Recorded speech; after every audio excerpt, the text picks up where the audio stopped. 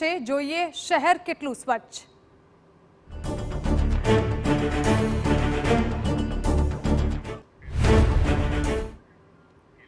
વાત કરીશું સ્વચ્છ શહેર અમદાવાદની ગંદકી વિશે। 90 લાખની વસ્તી ધરાવતું અમદાવાદ શહેર સ્વચ્છતા સર્વેક્ષણ 2024-25માં દેશનું પ્રથમ નંબરનું સ્વચ્છ શહેર બન્યું।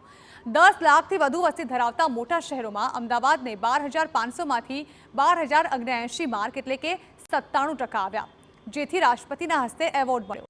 પરંતુ શું ખરેખર અમદાવાદ પૂરી રીતે સ્વચ્છ છે ખરું? આ હકીકત જાણવા TV9 સ્થળ પર રિયાલિટી ચેક કર્યું તો શું સામે આવ્યું તે જુઓ।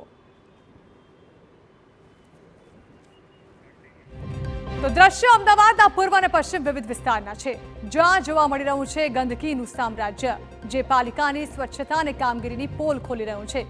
પશ્ચિમ ઝોનમાં સાબરમતી, જૂના અચેર, ગોવર્ધન નગર અને ચાંદખેડાના કેસરી વિસ્તારમાં ગંદકીના ઢગલા છે।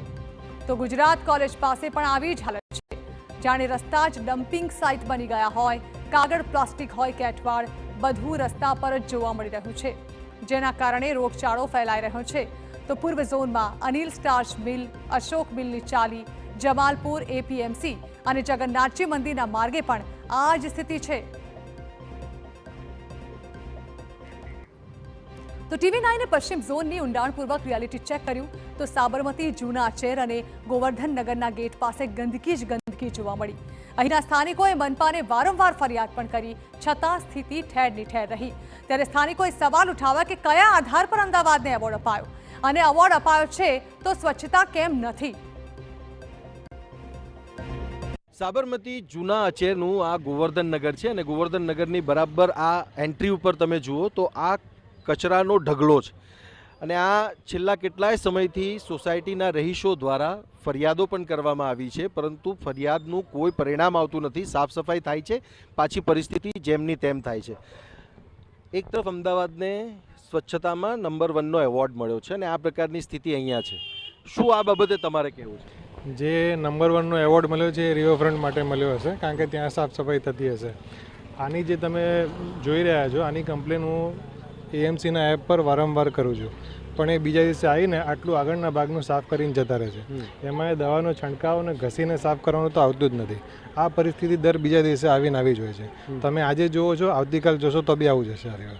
અહીંયા મહિલાઓ પણ છે, કેટલી તકલીફ, કેટલી પરેશાની થાય છે? આ તમે ગાડી આવે છે ને તો ગાડીમાં નાખતા જ નથી, અહીં ઢગલા કરીને જતા રહે છે, પણ વાસ કોને મારે? છોકરા નાના નાના જ બધાને। ત્યાં તો ગાડી આવે છે, પણ ગાડી આજ બધાને ત્યાં આવે છે, બધે સુભાષનગરમાં બધે, પણ એ લોકો નાખતા જ નથી, એ જ નાખી દે જાય। રોગચાળાનો ખતરો થઈ જાય, કેટલી ચોમાસાનું પાણી ભરાય, ચાલતા વાહને જાય, કચરો ફેંકતા જાય, તારમાં ફસાય, નીચે પડે, વરસાદ આવે, માખી થાય, મચ્છર થાય, અને એટલી બધી વાસ આવે કે છોકરાઓ નાના છે। મ્યુનિસિપાલિટીવાળા આવે છે, કમ્પ્લેન કરીએ, રોડ પરની જેટલી જગ્યા છે એટલામાં કરી જશે, અંદરનો પ્લોટ પ્રાઇવેટ છે એમ કરીને નહીં લઈ જાય, અડધું અંદર નાખે, અડધું ભરીને નીકળી જાય।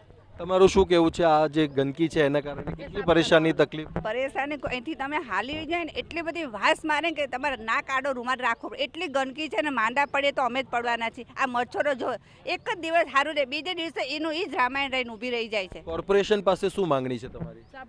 સાફ કરાવવાની, આ કચરો અહીંથી હટાવવાનો છે, જ અમારી પહેલી માંગણી છે। અહીંથી સ્વચ્છ રહેવું જોઈએ, ચોખ્ખાઈ, આ કચરો ન હોવું જોઈએ, અને આ મચ્છર, આ બધી ગંદકી ન જોઈએ અમારે। આપ જુઓ કે આ જે કોર્પોરેશનની ગાડી છે, જે ડોર ટુ ડોર કલેક્શન માટે આવે છે, વેસ્ટ કલેક્શન માટે, ત્યારે કોર્પોરેશનની ગાડી પણ છે, પરંતુ ટેક્સ આપ્યા પછી પણ જો આ પ્રકારની સુવિધા મળતી હોય તો પછી નંબર 1નું જે બિરુદ છે એ બિરુદ કોઈ કામનું નથી। શિસ્તતા પણ લાવવી જરૂરી છે, અને એના માટે લોકોને શિસ્તતા શીખવવી પણ એટલી જ જરૂરી છે, ને એ જવાબદારી અમદાવાદ મ્યુનિસિપલ કોર્પોરેશનની પણ છે કે જો લોકો જાહેરમાં કચરો ફેંકતા હોય તો એમની સામે દંડાત્મક કાર્યવાહી પણ થવી જોઈએ। અને આ જે પરિસ્થિતિ છે એ પરિસ્થિતિ ખરેખર ખૂબ ચિંતાજનક છે। ત્યારે આ સ્થિતિને લઈને કોર્પોરેશનનું અમે ધ્યાન દોરવા માંગીએ છીએ કે આ રિયાલિટી છે અમદાવાદ શહેરની, અને આ રિયાલિટીને અમદાવાદ શહેરના મ્યુનિસિપલ કોર્પોરેશનના સત્તાધીશોએ ધ્યાને લેવી જરૂરી છે।